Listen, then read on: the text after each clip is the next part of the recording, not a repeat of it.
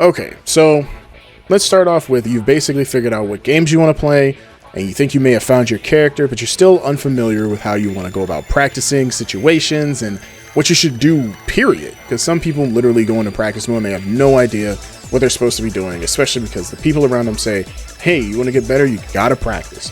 So what do you have to do to practice? On today's episode, we're going to take a dive into practice regimens and what you should do to practice. So let's jump right into it and see where you should go from here.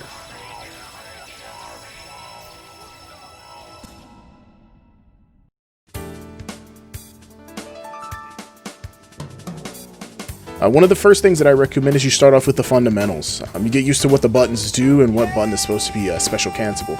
So check out all your normal buttons, your light punch, medium punch, heavy punch, light kick, medium kick, heavy kick, depending on which game, of course. You follow those procedures and then you get an idea for the spacing that each button does. Once you get used to that, then you gradually kind of test theories on which buttons can special cancel to one another and how each button should be used, whether it may be an anti-air, whether it may be a poke, whatever the case may be. Combo starter, you name it. You just have to go into practice mode, take a good look at these normals, set the dummy up so that they can get hit and get hit often, because you want to be able to identify with what you should be using each button for. I would also recommend that you see what the tools are in practice mode. So each practice mode is different in its own special way. They'll have a number of command list options where some games will let you have the command list hover over the game as you're playing. They'll also have a number of dummy options. So say you're fighting the AI, you may be able to record what the AI does, or you can just automatically set what the AI does. Or you may be able to just say screw it and have the AI fight you on a varying degree of difficulty. It pretty much just goes into what you want to do to become a better player. Some people don't really like to fight consecutively until they feel comfortable doing what they should do, which goes back into what I said before with learning the fundamentals of the game. So use these tools that the game enables. Like Tekken has a really great mode where it'll show you what you should and shouldn't be punishing with, or how to punish things. And a lot of games nowadays also include frame data, such as Mortal Kombat or Injustice, Street Fighter, and even Tekken, as mentioned before.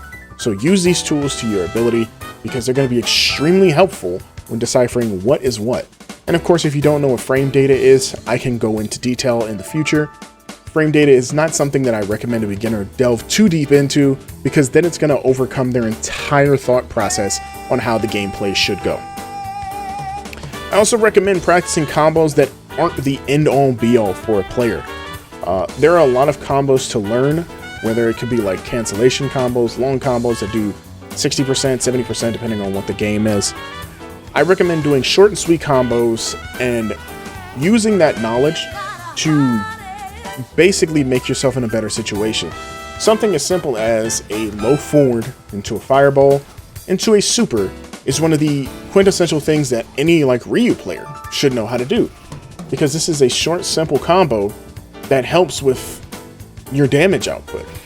Most combos are really simple, where it's like crouching light, Tatsumaki. In Tekken, it may count as learning the strings. You just have to know what you do is going to be beneficial for you, because you don't want to overexert your mentality when thinking. Because usually, most of the time, your short, sweet, and simple combos are going to be the most beneficial games that are going to help you in a fight. There's no need to try and pull off infinite combos or anything vastly superior to base knowledge, because you're not going to need to do it all the time. Hell, sometimes you may just need to do a combo into a reset, take the advantage from that, and go forth and damage your opponent the best way possible. So I highly recommend doing something that doesn't overload your brain and just does something that's going to be great for the competitive space. I also recommend you look and see what the computer dummy settings can be. Like I mentioned earlier, into what tools the game has. There's a lot of things where if there's a dummy setting, they'll usually have an all block setting, which means that you can have them see what happens when you block everything. So Mortal Kombat, for example, if you put up the frame data and have them block all, it'll show you how negative a move may be. And if your move is negative on block, that means they have a window of opportunity to attack. So you kind of want to take that time to look and see, maybe there's a set of strings I can do to make myself safer, whether that does enough pushback, which allows the character to be moved back, or it puts you in a more advantageous position with positive frames. Not every game does that, not every situation is going to call for that, and it really just kind of depends on how well you can outplay the other character mentally to try and better yourself. So usually what I recommend is that if you're fighting a Demi, look to see if they have an option where they can block after the first hit. So if you hit them, you do a combo, and then bam. If you drop the combo, they're going to continue to block.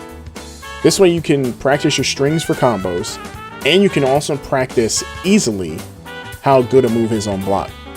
It helps out immensely, and I recommend it for almost every fighting game you play to see if this option is available, because it's what's damn near recommended from every person that does punishing moves or whatnot.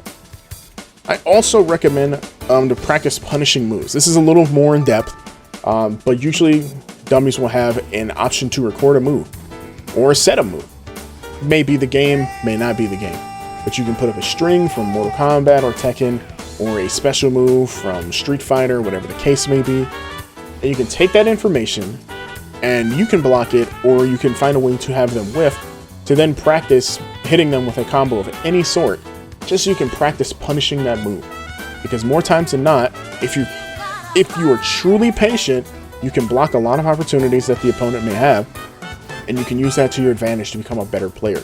Because the less damage you take, the better, which is the optimal way to learn punishing. So practice your punishing moves. This way you can be the best player all around, if you ask me personally. And pretty much that's all I can guarantee. Pretty much overall, there is no 100% perfect way to practice. Because what I just mentioned was a few helpful tips on how to practice.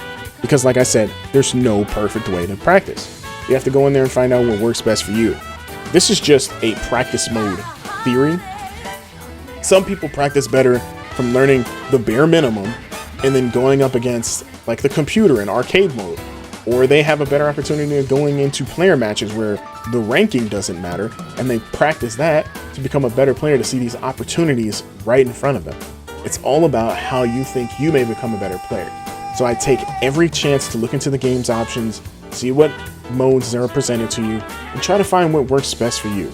Because literally fighting games are all about learning, and you have to find the best method of learning for you as a player. And with that being said, I thank you for taking the time to watch the newest game video of Fighting Games 101. And next week, I'm not sure what the video will be, but it's going to be another helpful tip. Maybe it'll be on controller preference, maybe it'll be on when you should fight people and how you go about it. But there are so many tools that a lot of new players are not used to using, that this is what I wanted to make the series about, so that new players can find a way to get from a super beginner level to beginner to potentially intermediate. It just depends on the dedication and grind that they have for playing the game. So either way, like, comment, share, subscribe. I thank you very much for watching, and I will catch you all in the next one.